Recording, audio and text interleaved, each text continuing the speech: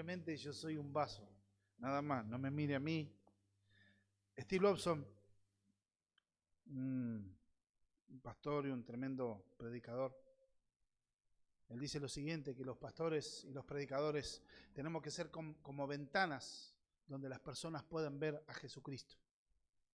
O sea, directamente que nosotros seamos transparentes, desaparezcamos y que a través de la exposición de la palabra las personas puedan ver a Cristo. Esa es la finalidad de los expositores y los predicadores de la palabra de Dios. No es figurar o decir, uy, qué bueno que sos. Lo que uno debe escuchar a veces y a un predicador satisfacer no es, oh, qué buena palabra, hermano, sino realmente, ¿cuál tiene que ser la reflexión de la iglesia? Qué gran Dios que tengo. Qué gran Dios que es mi Dios. Así que, hermanos, vamos a meditar en la palabra de Dios. Vamos a meditar siguiendo la serie consecutiva de la carta de los Efesios. La carta de los Efesios, empezamos el capítulo 6, donde habla de la instrucción hogareña, donde está como el código doméstico. Veníamos hablando sobre cómo Dios habla y cómo Dios está enseñando cómo debe vivir esta nueva humanidad, la nueva creación, la iglesia del Señor. Las personas nacidas de nuevo, en un sentido, son nueva humanidad, son nueva creación. Personas que estábamos muertas en delito y pecado, Cristo nos dio vida. Dios nos dio vida a través de Cristo. Y esa nueva vida, como dice la Escritura, nos tenemos que despojar del viejo hombre que está viciado, según qué cosa, el pecado, y renovados ¿qué? En entendimiento y renovados mediante la santificación. Nos habla por qué, a través de qué, de la justicia y santidad, de la verdad de Dios. Ahora, en este tiempo, Dios está dando instrucciones, cómo debe ser o cómo deben conducirse, cómo deben vivir esos nuevos creyentes. Y por supuesto el Evangelio es contracultural y lo que quiero que vean, cómo el Evangelio atraviesa toda la vida del creyente. No es tan solo el mensaje de arrepentirte de tu pecado y ven a la iglesia. Ese es un aspecto, el primario, principal por supuesto, pero es la gran base de donde nosotros partimos para vivir la vida. Capítulo 6 de Efesios. Ya culmina el 5 y tiene esa raíz, habla de someterse unos a otros en el temor del Señor. Le está hablando primero de los matrimonios. ¿Cuál debe ser la actitud de la esposa para con el esposo? ¿Cuál debe ser la actitud del esposo para con la esposa? Imitar a Cristo, representar a Cristo, cuidarla, ser cabeza de familia. El domingo pasado hablamos de lo que debe ser la conducta de los hijos para con los padres. Bueno, ahora nos toca a los padres. En este que es un mundo que está caído. Vivimos en un aspecto filosófico, como se denomina, de la posverdad. Filosóficamente se lo denomina así, ¿por qué? Porque todo lo que se consideraba verdad absoluta y conmovible lo quieren desechar. Partiendo de la base, por ejemplo, querer eliminar la idea de Dios. Y pasarlo todo simplemente a una experiencia subjetiva. Bueno, si te hace bien, metele para adelante. Y si vos te parece que eso es verdad, bueno, es tu verdad. Aunque yo puedo pensar otra cosa, pero bueno, cada uno piensa lo que es la verdad. Entonces terminan eliminando verdades absolutas y todo se transfiere a la propia experiencia subjetiva y al propio parecer de cada uno. Por eso se ha impuesto el relativismo filosófico y moral. Por eso hoy da todo lo mismo. Y eso ha afectado el corazón de la sociedad. ¿Pero por qué fue afectado? ¿Porque esa corriente filosófica se infiltró? Sí, pero ¿por qué se infiltró? Porque la sociedad ha dejado a Dios. Ha dejado las verdades absolutas establecidas en Dios y su palabra para dejarse manejar por lo que cada uno siente. Y así tenemos gente que dice que están en cuerpos equivocados, y quieren revocar pensamientos desde lo más profundo. Quieren iniciar una revolución y muchos pensando que, por ejemplo, cambiando la letra O por la E, ya están haciendo una revolución. Pero no es solo eso. Quieren redefinir la sociedad como tal y termina siendo un estado anárquico. Cada uno quiere hacer lo que quiere, pensar lo que se le antoja. Por supuesto que debe haber libertad de pensamiento, pero una cosa es que yo piense que soy un perro, a que yo tener que obligar a los demás que me vean y piensen que yo soy un perro. O sea, vos podés pensar lo que quieras, pero si yo te veo que tenés aspecto de ser humano, hablas como un ser humano, no reunís las condiciones para ser un perro. Pero ¿qué es lo que se ataca finalmente? Sobre todo el ataque más despiadado es a la institución que Dios creó, que es la familia. Se la quiere redefinir. La familia creada por Dios es el matrimonio entre hombre y mujer y que su descendencia sea una forma, sus hijos, y la familia está conformada por mamá y papá y por sus hijos, su descendencia. Esa es la familia creada por Dios. Pero esta ola progresista de este tiempo te quiere redefinir, te quiere decir que puede haber mamá, mamá, papá, papá, hijos, hijes, hijiperros, porque hoy en día personas que buscando tan solo su porvenir egocéntrico, lo único que los espera, y mujeres después se ve con 40, 45 años yendo a querer hacerse fertilización in vitro o tratamientos para quedar embarazadas porque ni casadas son, porque privilegiaron su carrera, su autorrealización personal y se encuentran que cuando llegan a sus casas lo único que los espera es un gato o un perro, caniche. Entonces son los hijiperros. El perfil ecologista de hoy en día, que se ha comido la gran mentira del cambio climático, no estoy diciendo que no haya daño en el clima, pero no es como lo venden. Entonces prefieren no tener hijos por una conciencia ecológica. Porque esos políticos que dicen esas cuestiones, les es mejor y más útil decirle que el problema sos vos y no lo que ellos están haciendo. Quieren redefinir la educación. Quieren que el Padre Estado te eduque a tus hijos, te los forme en sus valores, en sus creencias, en sus pensamientos. El hogar está queriendo ser formateado un lugar anárquico e inclusive ya están queriendo formar lugares donde se hacen los bebés por pedido a través de material genético totalmente de laboratorio. Por eso quieren ser la post o transhumanismo. O sea, después de la humanidad. Hoy estamos hablando de inteligencia artificial. El mundo avanza tecnológicamente, como ese libro de Daniel, pero la ciencia aumentará. Pero a la vez que pasa, hay una decadencia moral y espiritual como nunca antes se vio. Por eso hoy como padres, esta sociedad está formando, quiere destruir la familia, quiere deconstruir al hombre, formando una persona débil, sin carácter, cobarde, sin sentido de responsabilidad, que tan solo quiere vivir de acuerdo a su propio placer toda la vida, sacarse el gusto en todo, y si surge una responsabilidad, ¡ay, no puedo! El hombre es débil, maleable por el sistema. Transmiten el falso mensaje identitario de la mujer empoderada y la mujer que tiene poder y derecho y autoridad. Y como decía uno, no te tiene que empoderar nadie, mujer, vos ya sos mujer, creada por Dios. ¿Pero qué significa eso? Criar hijos produce una molestia para este pensamiento. Hoy en día Italia está promoviendo, donde hay lugares donde están promoviendo y sacar las leyes de aborto, porque hoy es una sociedad en el mundo occidental con un pensamiento de la muerte, es una cultura de la muerte. No solo por el tema de promocionar el aborto, la eutanasia, toman de algo noble. No, ¿y cómo este anciano va a estar sufriendo tanto? Más vale le damos una muerte digna. Donde Dios claramente habla de respetar la vida hasta lo último, porque Dios en definitiva es el dueño de la vida y la muerte. El ser humano está jugando a ser Dios.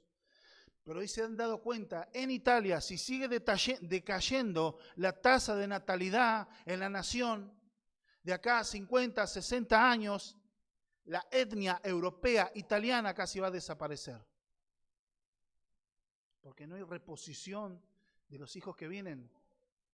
Donde normalmente una tasa de natalidad por año era 700.000 niños por año que nacían, hoy bajaron a menos de 350.000. No alcanza para reponer. Entonces son poblaciones muy grandes, son naciones que tienen gente muy mayor, pero no tiene una generación que vaya a reemplazar, cubrir los puestos de trabajo, cubrir los puestos de ciencia, cumplir su rol en la sociedad. Ahora se están dando cuenta. En España ya llegó un límite que casi de acá a unos años se pierde la hispanidad como la conocimos, a menos que cambien. Gracias a la ley de eutanasia, de aborto, y gracias a las leyes que han influenciado, fomentando las depravaciones que hay hoy en día. Y el criar hijos es una molestia. ¿Por qué? Porque eso me impide realizarme, es un estorbo para las mujeres y para los varones. No, que voy a perder tiempo con un hijo. Prefiero un hijiperro. Claro, el hijiperro se muere en 10 años, puede comprar otro y ya está. Se está volviendo al mismo pensamiento que se volvía en la era donde Pablo escribió estas palabras, inspirado por Dios. Porque las Escrituras, los preceptos, nos hablan de que Dios nos ha dado el gran privilegio de cumplir el rol de tener hijos. La reproducción también tiene que ver con la formación de las siguientes generaciones y la preservación de la especie. Vemos en las Escrituras el contexto donde Pablo está hablando. Voy a leer para tener el contexto. Vamos al versículo 1 del capítulo 6 de Efesios. Hijos, obedeced en el Señor a vuestros padres, porque esto es justo. Honra a tu padre y a tu madre, que es primer mandamiento con promesa, para que te vaya bien y seas de larga vida sobre la tierra. Y vosotros, padres, no provoquéis a ira a vuestros hijos, sino criadlos en disciplina y amonestación del Señor. Vamos a orar. Amado Padre, te damos gracias por esta palabra. Rogamos, Señor, que tú bendigas, que tú, Señor, te glorifiques mediante la exposición de tu palabra, que sea tu Espíritu Santo, Señor, trayendo entendimiento a cada uno. En el nombre de Jesús te alabamos y te bendecimos, Señor. Amén y amén. Pablo, dando esa serie de instrucciones para la familia cristiana, enseña a esta nueva humanidad, a los que son nacidos de nuevo, a los creyentes, cómo debe conducirse cada uno, miembro de la familia, a cumplir su rol. Pero el enfoque primordial de todas estas instrucciones es que todos conozcan a Cristo. Por eso el Evangelio es fundamental, porque para que una persona cumpla su rol en la familia, primeramente debemos buscar, ¿qué cosa? Ser llenos del Espíritu Santo. De ahí parte la raíz. Ser cristianos, genuinos, verdaderos. La idea es cómo criar a los hijos. ¿Cómo es el rol de los padres? Criar a los hijos, enseñarlos, que sea traído a traerles vida, enseñanza, pero no tan solo es tenerlos biológicamente, sino es cuidarlos. Guiarlos en una vida santa y piadosa, como dice Tito, capítulo 2, verso 12. Enseñándoos que renunciando a la impiedad y a los deseos mundanos, vivamos en este siglo sobria, justa y piadosamente. Enseñar una moral, una conducta, una fe. Yo dividí el sermón en 3 encabezados. El punto 1 sería el choque cultural. El punto 2, ¿qué es provocar a ira? Y tercero es el manual de instrucciones. Vamos a poner primera y salimos. ¿A quién le está hablando padre ahora Pablo? Le está hablando a los padres. Primero le voy a hablar a los hijos. Lo tienen que honrar al padre, tienen que obedecerlo porque ese es su principal deber. Ahora, y como dice, y vosotros padres, o sea, de ustedes no me olvidé. Usted dijo, honran a los padres, obedézcanlo, háganles caso, papá y mamá son la autoridad en su casa, por igual, pero ahora está haciendo un giro, Pablo. No un giro, sino también ustedes no me olvidé, de nosotros los padres. Y acá la palabra padres tiene una variación. ¿Por qué? Porque en el versículo 1, cuando dice, hijo, obedeced al Señor a vuestros padres, en esa palabra es una palabra que tiene más que ver con progenitores. Por eso está hablando el padre y a la madre, a los dos. Por eso en cuanto a los hijos, la autoridad de papá y mamá son igual de los dos. Pero acá, la palabra que está poniendo acá ustedes padres, la palabra es pater, que se refiere más que nada al género masculino. La palabra, la general, es para los dos, papá y mamá, pero en este sentido el acento es sobre los varones. A ustedes padres, el acento, si bien es para la madre también, es para los dos, pero hay un acento, una puntuación guiada más hacia los varones. ¿Por qué? porque el varón en sí es el responsable último o responsable primario de guiar inclusive hasta a su esposa como madre. Y acá el apóstol está dando esta instrucción, pero también es una advertencia que está dando a los padres. Está advirtiendo de cómo debían tratar a sus hijos. Y esto queda claro en este sentido. Y queda claro el rol de autoridad de los padres. No está cuestionando la autoridad de los padres. Queda muy claro ese rol de autoridad que tienen sobre los hijos. Pero una de las cosas, pero esta misma autoridad que tienen los padres y que tenía el padre, tenía que ser ejercida a la manera que el Señor determina cómo es. Y esta sencillamente es una idea chocante para la cultura de la época. Esto era un mensaje controversial, era un mensaje revolucionario en ese momento, porque la idea que se tenía de la autoridad paterna en ese momento no era la idea que tenemos hoy en día. De hecho, ahí viene la palabra de patria potestad. Los hijos, como la esposa y la casa, el pater familias, el cabeza de familias en la sociedad greco-romana, tenía una autoridad absoluta. Tenía autoridad sobre su esposa, sobre sus hijos, sobre la mesa, sobre la silla, la casa. O sea, los hijos eran bienes muebles y pasaban a ser bienes disponibles. No eran considerados como hoy en día. Con esto no quiere decir, y pongo el acento, no quiere decir que en la sociedad greco-romana o la sociedad hebrea no se amara a los hijos. De hecho, sí amaban a los hijos, pero era una noción de autoridad muy distinta a la que vemos hoy en día. En aquella época, decirle a los padres, no provoquéis a ir a vuestros hijos, ¿cómo puede ser? Una de las cosas, vemos esto, que ellos inclusive, ¿cómo se disponía en la antigua Grecia y en la sociedad romana?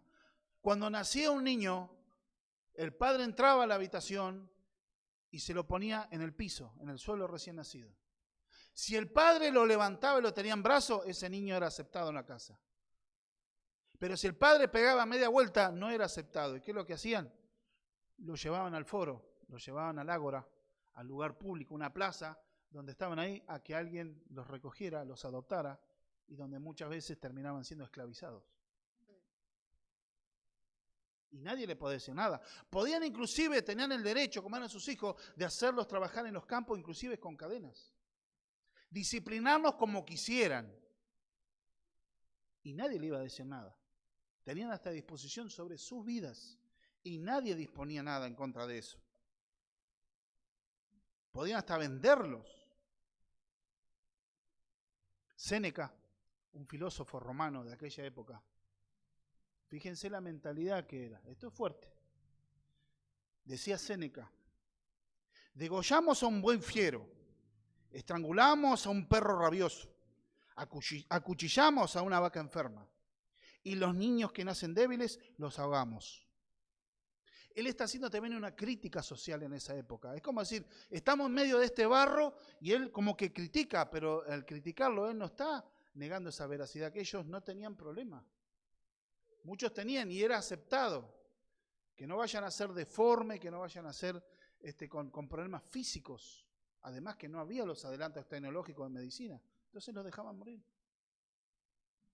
Entonces eran una sociedad muy distinta y con eso no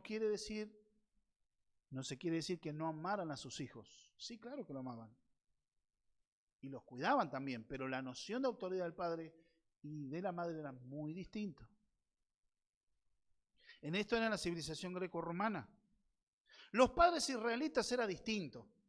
¿Por qué? Entendamos que para Dios la vida de un niño es una vida extremadamente preciosa. Y Dios se lo dejó claro en su palabra. Así como los gentiles amaban a sus hijos y los cuidaban, los alimentaban, sostenían, pero relativamente no tenían la consideración en cuanto al pater familia, el varón, pensar en la comodidad o pensar en la comodidad o en la vida de sus hijos y de su esposa era pocas veces tenido en cuenta. Muy poco. No era mirado socialmente. Pero en la sociedad israelita, que tenían la palabra de Dios, tenían claro también el concepto de autoridad. Pero esto también era para ellos algo extraño para el judío. Se tenía claro la noción de autoridad, pero tanto en el Antiguo Testamento o en la literatura greco-romana antigua no había antecedentes sobre eso. ¿Por qué? Porque el patrón cultural en ambas sociedades, cómo era el padre o cómo tenía que criar, o los padres también con mano dura.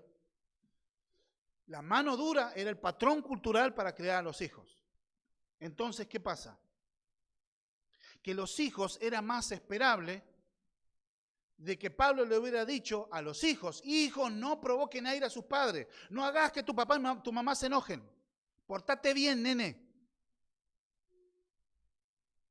Sin embargo, acá le está diciendo al revés: a los padres que no provoquen a ir a sus hijos.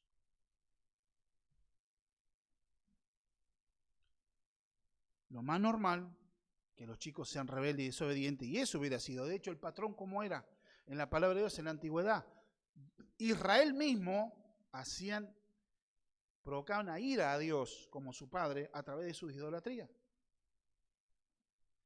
Por ejemplo, Salmo 78, 58.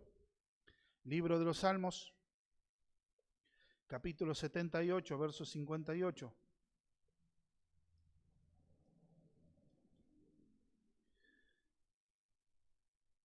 Le enojaron con sus lugares altos y le provocaron a celo con sus imágenes de talla. Los lugares altos eran altares idolátricos que establecían altares para alabar a otros dioses. Los israelitas provocaban a celo a Dios, los llevaban a que Dios se aire porque lo estaban cambiando, que Dios se enojara porque lo cambiaban por otros dioses. O sea, los hijos hacían enojar al padre. O sea, había un patrón también en ellos.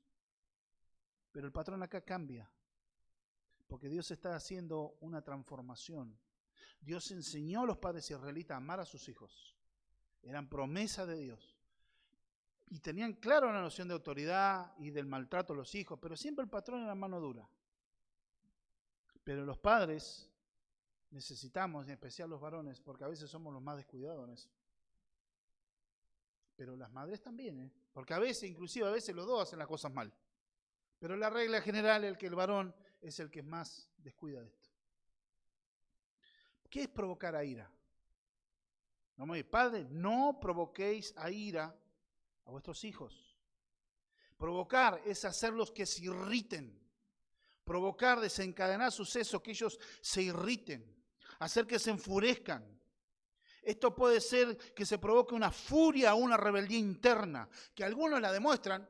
Ya lo vemos ahí pataleando, lloriqueando, protestando, insultando, y otros se quedan callados, pero lo van guardando, y esa ira, ese enojo queda haciendo una ebullición en el corazón, en la vida de ese joven, de ese chico. Que indudablemente, teniendo esta actitud estos padres, ¿qué hacen? Que los hijos se rebelen, se enojen y terminen violando el 5.º mandamiento. Honra a tu padre y a tu madre. Ese es el mandamiento que tiene Dios. Honra a tu padre y a tu madre, y serás de largo día sobre la tierra. Pero terminan violentando ese mandamiento. Y ojo que los 10 mandamientos son la ley moral de Dios, y esos mandamientos siguen vigentes para los cristianos. Porque es la ley moral de Dios. Lo que se cumplió en Cristo son las leyes ceremoniales. Muchas veces este versículo es utilizado por muchos jóvenes cristianos para cuando le están los padres corrigiendo. ¿Ves? Acá la Biblia dice: no provoquéis a ira a vuestros hijos, me está haciendo enojar, entonces vos estás pecando. No estoy diciendo eso, y Dios no está diciendo eso, que no puedan corregir los padres. El asunto es cómo se corrige.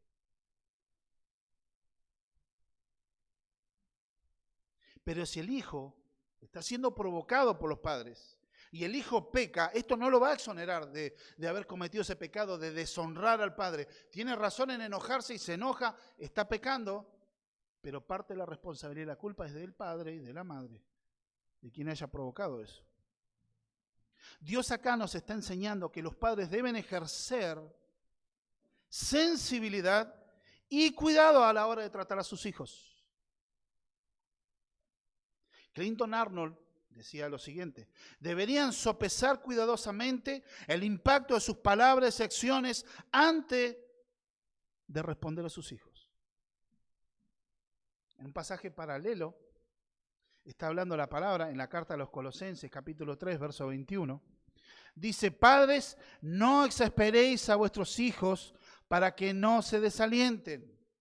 No exasperar. ¿Qué viene de esa palabra exasperar? Quitar aliento. Es como ahorcarlo, prisionar de otra manera que le quita el aire. No pueden vivir, no dejas vivir, lo tenés ahí apretado, pisándole el cuello. Esa es la idea. Le estás quitando que se desalientan. Le sacás el aire. No lo dejas vivir. Poner tal presión, se quita el aliento. Y bajo este dominio, el bienestar y deseo de la esposa e hijos era rara vez tenido en cuenta. Pero ahora los creyentes, los hijos de Dios, vemos el enfoque a través del Evangelio. Y no hay lugar para las exigencias irrazonables que podrían despertar el enojo, la decepción y el resentimiento de los hijos. ¿Qué estamos hablando en este sentido? ¿Qué es exasperar a los hijos? ¿Qué sería provocar a ira? Pedirles, por ejemplo, cosas que no puedan hacer. Pedirles cosas que les sea imposible, no teniendo en cuenta su madurez, su entendimiento.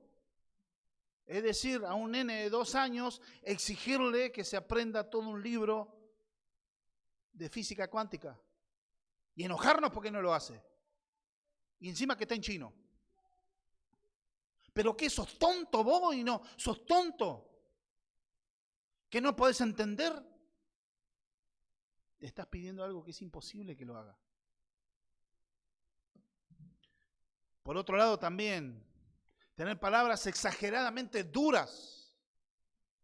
Una cosa es que vos estés corrigiendo, pero de ahí a insultar a tu hijo son 2 cosas. Uno debe corregir por lo que hizo, pero a veces lo tratamos por lo que es. Entonces una cosa es llevarle una advertencia o reprimenda o corregirlo porque desobedeciste una orden, porque saliste cuando yo te dije que no salgas, o porque rompiste algo que te dije que no lo rompas. No estás reprimiendo la acción, sino le estás diciendo, vos sos un tonto, sos un tarado, una tarada, un idiota, y un montón de cosas así se está hablando. Y son expresiones duras que se habla. Y cosas peores todavía. Eso no debe hacer un padre cristiano. Palabras exageradamente duras, insultos, sarcasmo, comentarios humillantes, bromas inadecuadas. Esas son cosas que no deben tener lugar para los padres cristianos a la hora de corregir, de enseñar a sus hijos. Eso los provoca a ira, humillándolos delante de todo, inclusive pegándoles delante de todo. Ahora vas a aprender. Eso se hace en casa, tranquilos, porque encima después se los corrige cuando uno está enojado. Y no se debe corregir gobernados por la ira, porque eso sí genera rebelión.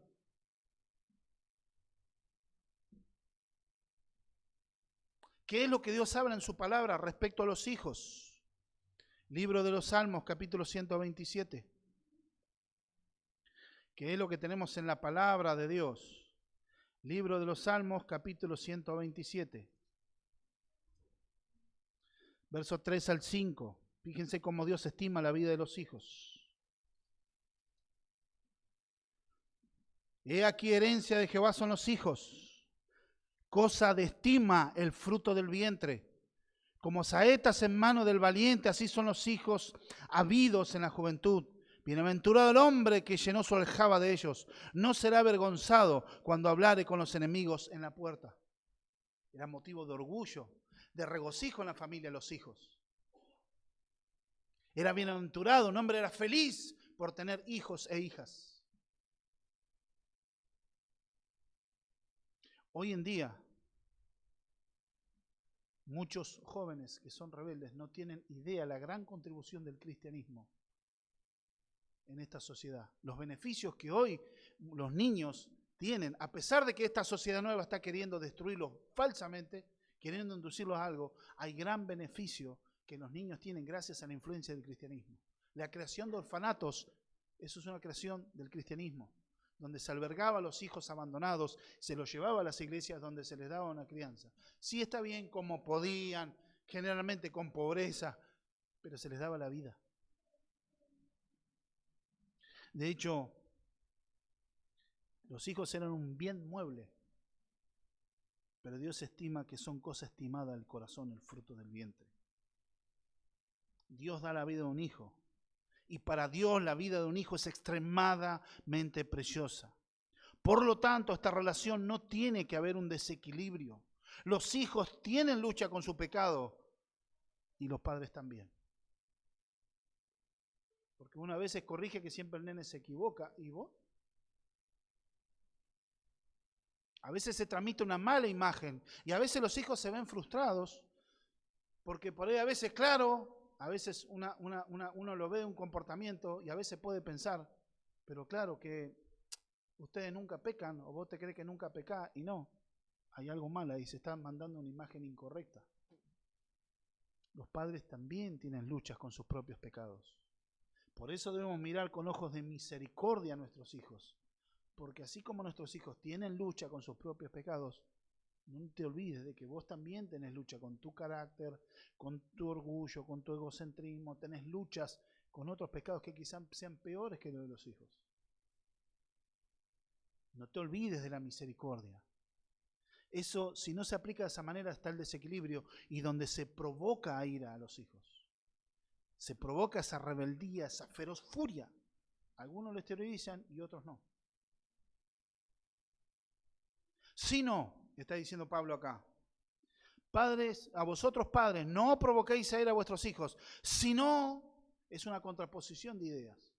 O sea, no hay que hacer esto, está mal, sino que hagan esto.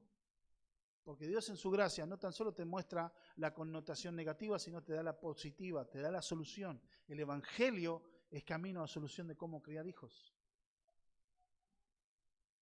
Contrapone esa idea. ¿Y esta instrucción de qué habla?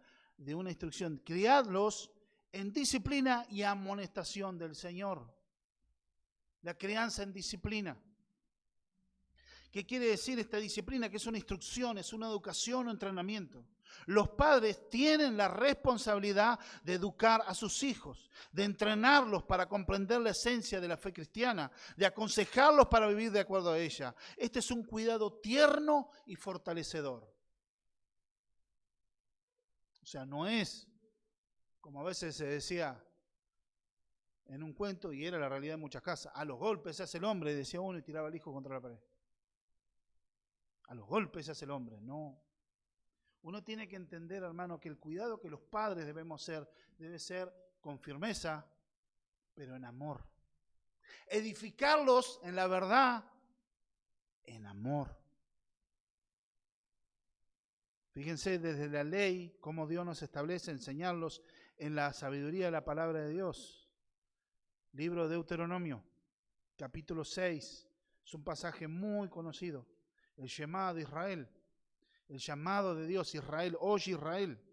Pero en el verso 6 y 7, del 4 al 7, dice la Escritura, oye Israel, Jehová, nuestro Dios, Jehová uno es, y amarás a Jehová tu Dios de todo corazón, de toda tu alma y con toda tu fuerza. Y estas palabras que yo te mando hoy estarán sobre tu corazón. Y las repetirás a tus hijos y hablarás de ellas estando en tu casa y estando en el camino dice, y al acostarte y cuando te levantes. Permanentemente los padres tenían que educar sobre la palabra de Dios. Está hablando de criar, de cuidar. ¿Hasta dónde? Hasta la edad madura. Hasta que ellos ya tengan alas y bueno, quieran salir a volar en la vida. Este es un proceso de entrenamiento. Pero no es tan solo para que sean decentes y personas responsables, personas de bien, trabajadores, que puedan cumplir un buen rol en la sociedad, sino que también somos responsables en instruirlos en los caminos del Señor. Ahí vamos a ver varios textos en el libro de Proverbios, una carta de enseñanza para los padres. Y tenemos el deber de la corrección de nuestros hijos. El no corregirlos también los estamos provocando a ira. Muchas veces se está mandando el mensaje, cuando no se corrige y los chicos pueden hacer lo que quieran, bueno, déjalo, no está, no va a hacer nada, y bueno, ¿qué quieres que haga? Y no, déjalo porque quiere. Inconscientemente se está mandando el mensaje y pueden interpretar de que no los estás amando. Y eso también provoca y se acrecienta su rebeldía. Proverbios capítulo 15, verso 5. El necio menosprecia el consejo de su padre, mas el que guarda la corrección vendrá a ser prudente. Hijos que guardan la corrección de su padre, pero padres que corrigen. Capítulo 17, verso 25. El hijo necio es pesadumbre de su padre y amargura a la que lo dio a luz. Dice el necio en su corazón, no hay Dios. No es prudente, no ha sido corregido. Capítulo 19, verso 20 de Proverbios. Escucha el consejo y recibe la corrección para que seas sabio en tu vejez. Habla de recibir, pero ¿qué está hablando? Es la corrección que tienen que dar los padres. ¿Cómo querés que sea tu hijo? ¿Cómo querés que sea una persona de bien, honesta, puntual, un creyente genuino? Si bien la salvación es del Señor, Dios el que obra en la salvación, es una obra soberana, pero también nosotros somos instrumentos de gracia para que ese chico conozca la palabra de Dios. Proverbios 29, capítulo 29, verso 15. Fíjense la corrección.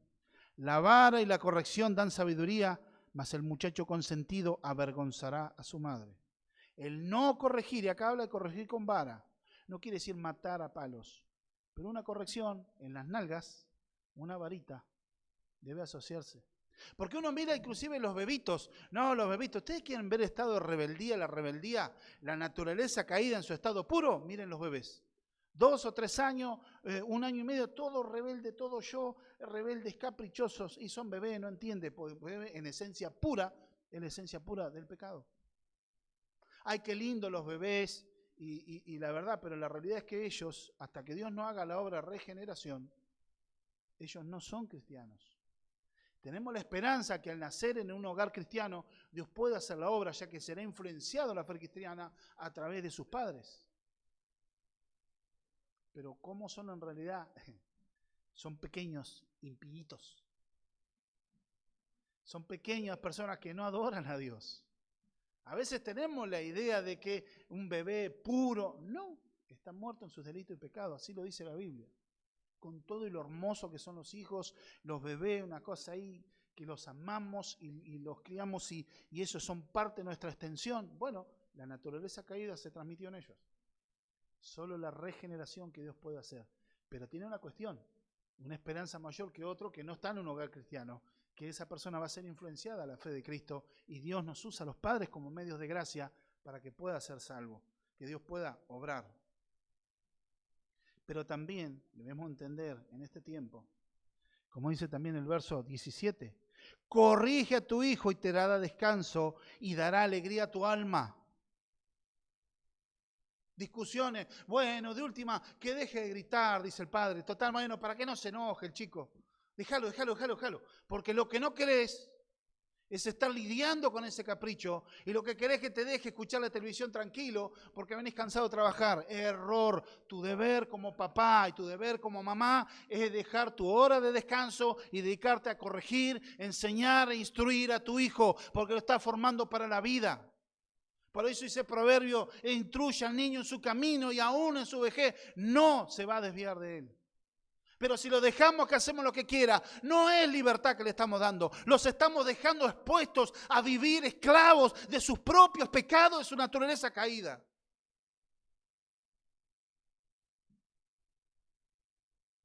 El padre que no corrige a su hijo en amor y paciencia es un presuntuoso si espera que Dios le bendiga. Los provocamos cuando les exigimos cosas irrazonables, que los hacen sentirse fracasados o buenos para nada. Otros no saben corregir sin gritar, aún peor delante de los demás, o como dije anteriormente, llegar al castigo físico delante de los demás, desmedido, desmesurado, con ira. Eso es lo peor que podemos hacer. Una disciplina inconsecuente, ¿qué quiere decir? Pedir cosas que nosotros no cumpliríamos. Es un principio fariseico. ¿Qué Jesús le decía a los fariseos en Mateo 23? Ustedes, fariseos hipócritas, imponen cargas sobre las demás personas, las cuales ustedes ni con un dedo quieren llevar. Ese es un principio y los hijos huelen la hipocresía. Vienen con ese dispositivo los chicos y se dan cuenta cuando los padres piden algo que los padres no pueden hacerlo. Tienen con ese aparato, ya vienen. Tenés que tener en cuenta que tu hijo fue creado imagen y semejanza de Dios, que también se lo debe respetar aun cuando se los está disciplinando. Una disciplina inconsistente. ¿Por qué? Corregirlo hoy una cosa y mañana la misma situación, no corregirla. Entonces, ¿en qué quedamos? Quitarse la autoridad entre los padres. Yo tenía en mi familia, donde tenían los hijos, y cuando querían una cosa iban y le lloraban al padre, porque la madre no se los daba. Y cuando querían otra cosa, sabían que iban a llorar a la madre, porque el padre no se los daba. Y los padres tenían una discusión permanente entre ellos, cuidando a cada uno de sus hijos de acuerdo a su visión, que crearon realmente una familia muy desdichada, que inclusive influyó en que los hijos tuvieron fracasos familiares también, porque no fueron corregidos con sabia mansedumbre, no fueron enseñados para la vida. Por supuesto, no eran creyentes, pero vamos a tener cuidado en eso. Por otro lado, prometer y no cumplir, corregir una cosa hoy, mañana no. No debe haber favoritismo aquellos que tienen más de un hijo. Jacob cometió ese error. Tuvo favoritismo sobre José. ¿Se acuerda del evento que les regaló una túnica de colores? Y José no tuvo la mejor idea que era mostrárselo a los hermanos. Fíjate la túnica de colores que mi papá me dio a mí. Eso provocó la ira y los celos de los hermanos, que los llevó a querer matarlo. ¿Se justifica que los hermanos te dicen? No. Pero el error fue de Jacob, que tuvo favoritismo. A veces puede haber alguien, uno de los hijos, con más problemas, con más lucha, otras dificultades, y se centra la atención, pero hay que tener cuidado que el otro no se sienta desatendido. Equilibrarnos. Solo es en el poder de Dios que se puede hacer eso.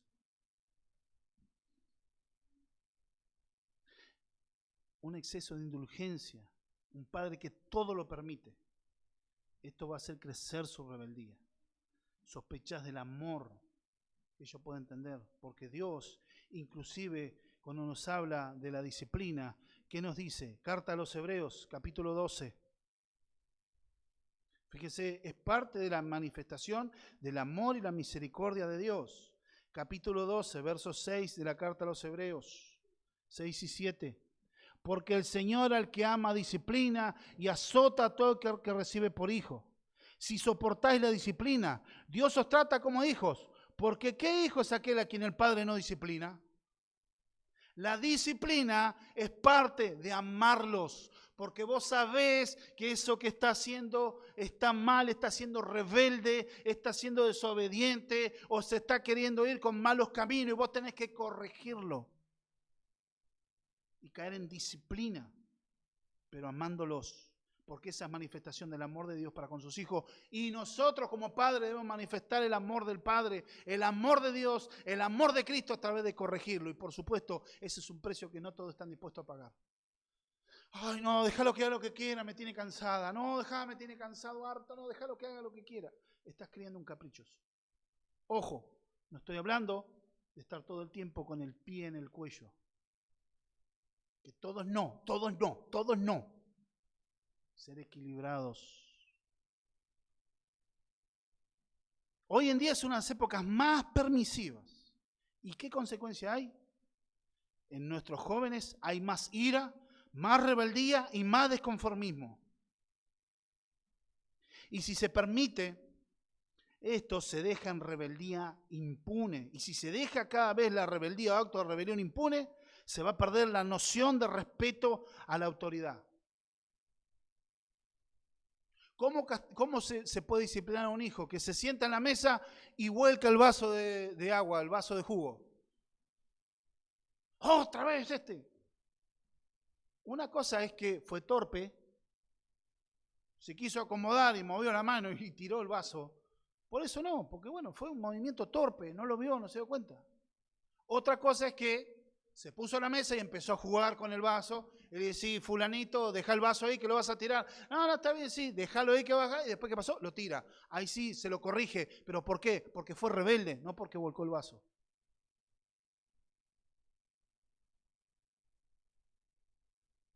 El exceso de disciplina. Padres rígidos, intolerantes, impacientes. Entonces, ¿cómo lo hacemos? Dice la Escritura, no provoquéis a ir a vuestros hijos, sino criadlos en disciplina y amonestación del Señor. Bien. Los creyentes, para ustedes, padres creyentes, Dios otorgó las herramientas. Primero te entregó un Salvador, que te salva de vos mismo también. Te otorgó su Espíritu Santo para ayudarte. Te otorgó su palabra. También otro medio de gracia, hermanos maduros en los cuales pedir consejo. Como dice la Escritura, Santiago 1:5, si alguno tiene falta de sabiduría, pídale a Dios que lo dará en abundancia y sin medida. Santiago 1, capítulo 5. Y en relación al pasaje que leímos, Deuteronomio 6:7, estas cosas vas a hablar a tus hijos al levantarte, al andar el camino, al acostarte. Es una decisión plena, porque entendemos que cuando uno ama a alguien, su santificación es nuestra prioridad en nuestras vidas como padres. Ni el Estado, ni la sociedad en general, ni aún la iglesia es primeramente responsable en formar a la juventud. De hecho, bajo la economía de Dios, los hijos pertenecen antes que nada a los padres. Porque muchos creyentes, ¿qué hacen? Bueno, los mando al grupo de jóvenes de la iglesia, los mando a la escuelita bíblica, que ahí lo eduquen. Una reunión de 2 horas en la semana pretenden cambiar todo lo que reciben en la semana. No, la principal responsabilidad es de los padres. ¿Qué es amonestación? Es una consejería verbal que incluye exhortaciones a un comportamiento adecuado, advertencias e incluso unas reprimendas. ¿Qué quiere decir esto de amonestar? Es dar mente, poner mente, eso viene de la etimología de la palabra, dar mente a algo. Es ejercer una influencia en la mente de tus hijos. Esto implica que que va a sufrir una cierta resistencia, porque lógico, uno corrige, enseña al hijo y lo primero que va a querer hacer es resistir, porque va a querer hacer lo que el hijo quiere, lo que le parece mejor. Pero uno debe pararse llevando en consejo, en la enseñanza, hacer un recordatorio, a través también del estímulo. Una persona puede redireccionar los malos modos de otra persona, máxima de los hijos. De hecho, esto lo hace Pablo para inclusive el liderazgo de la iglesia. Aplica este principio para corregir en sabia mansedumbre. La corrección y la amonestación que podemos tener inclusive entre los creyentes. Carta a los Romanos, capítulo 15, verso 14. Nos dice la Escritura, pero estoy seguro de vosotros, hermanos míos, de que vosotros mismos estáis llenos de bondad, llenos de todo conocimiento, de tal manera que podéis amonestaros los unos a los otros. Llevar un recordatorio, una amonestación. Inclusive en la iglesia se ejerce la disciplina eclesiástica para corregir desobediencias. El asunto no es lisiar o destruir a alguien, es corregir. Y habla de disciplina y amonestación del Señor. No estamos hablando de instruirlos en una siempre moral humana, en un sentido nuestro, de nuestra cultura y de nuestra sociedad, en el sentido de lo que es bueno y lo que es malo según lo que nuestra cultura y nuestra sociedad manda, sino lo que nos está hablando es llevar los principios de la palabra de Dios.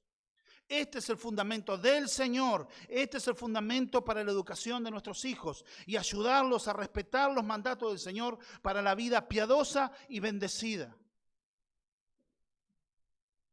Hablamos en la palabra de Dios, que la palabra de Dios es eterna.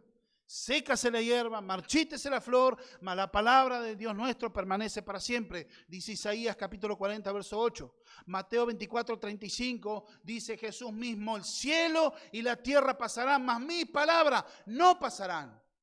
La palabra es el fundamento eterno de todo hijo de Dios. Es la inspiración, es la verdad correcta de Dios, la verdad de Dios, donde nosotros debemos fundamentar y educar a nuestros hijos. Y en fe esperar que el Espíritu Santo vaya haciendo la obra en las distintas etapas de su vida. Dice William Hendrickson respecto a este pasaje, el centro mismo de la disciplina cristiana es el siguiente: conducir al corazón del niño al corazón de su Salvador. Porque no es enfatizar en el cambio de la conducta, que sí, pero a veces nosotros tenemos visto un evangelio conductual, un evangelio basado en obras, en la justicia propia. No, es velar y orar por el cambio de corazón, porque si no, les vuelvo al mismo ejemplo. Vos le vas a decir a tu hijo: sí, sentate, no quiero estar parado, sentate, está bien, me voy a sentar, pero dentro mío estoy parado. En su corazón no hubo cambio alguno, al contrario, se reveló más todavía. No, los padres por eso debemos llevar y comunicar la gracia de Dios y orar por ello y enseñarlo de tal manera de buscar el cambio de corazón, que el evangelio sea impactando y llenando el corazón de nuestros hijos y sean transformados por su poder, aunque hoy no veas nada, aunque hoy parezca que estás hablando al viento, pero confías en la mano poderosa de tu Dios.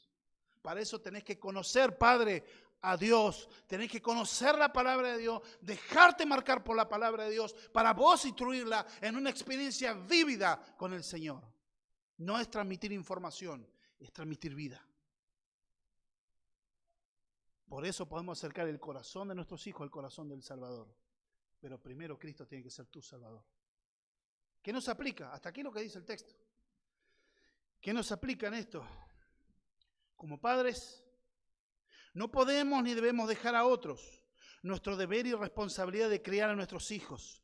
Su educación dependerá de nosotros, la formación de sus valores, sus creencias, su carácter. Hoy en día el sistema anticristiano los arrastra a una vida de antivalores, pero es nuestra responsabilidad frenar esto. Otra aplicación: sé que es un trabajo arduo, es extenuante, es un camino angosto. Es dejar descanso, placeres. Pero Dios nos dio niños, a los cuales en tierno amor y firmeza debemos entregar un hombre y una mujer de Dios, útiles para el reino de los cielos.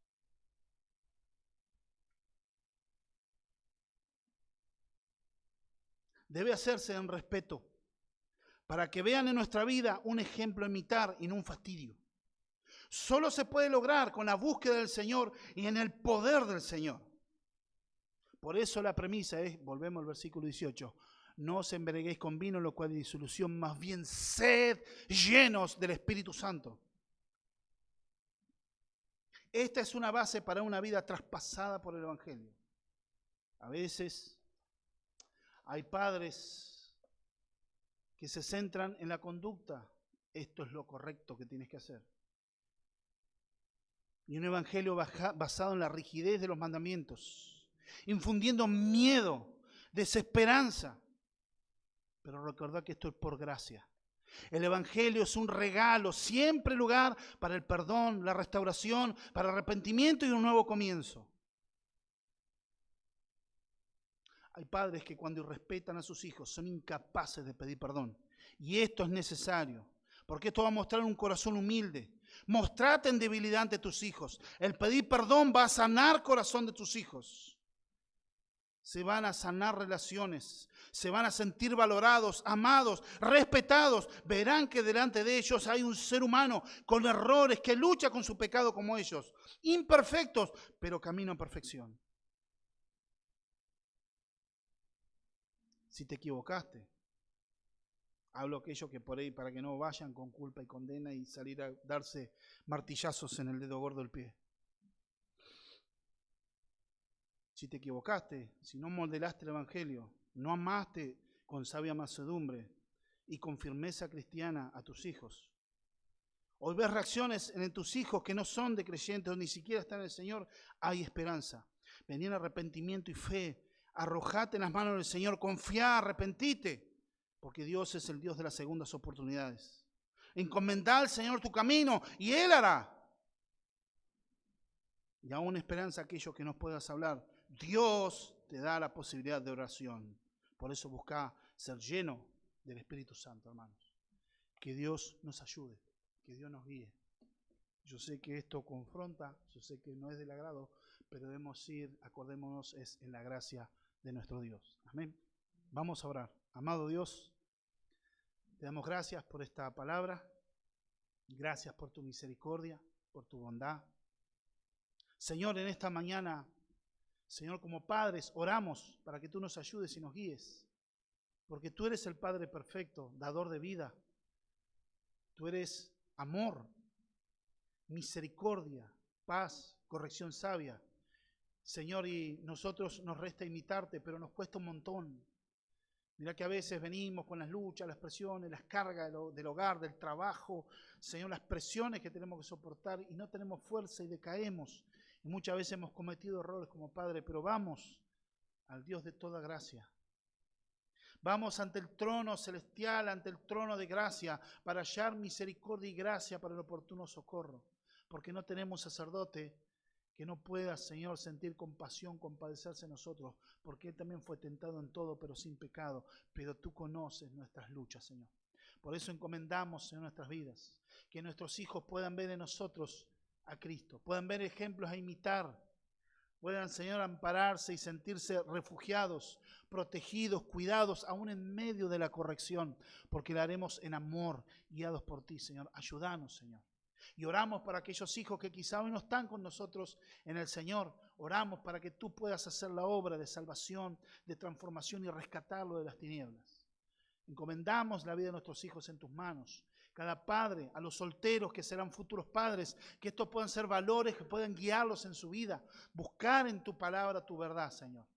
En el nombre bendito de Jesús. Señor, lo hacemos, pero Señor, permite que seamos llenos de tu Espíritu y que tu gracia nos fortalezca en todo tiempo. En nuestra fuerza nos dejamos arrastrar por la cultura, los pensamientos de este momento, quizá la ira, el enojo. Padre, queremos poner nuestra vida en tus manos, que tú nos ayudes. En el bendito nombre de Jesús. Amén y amén.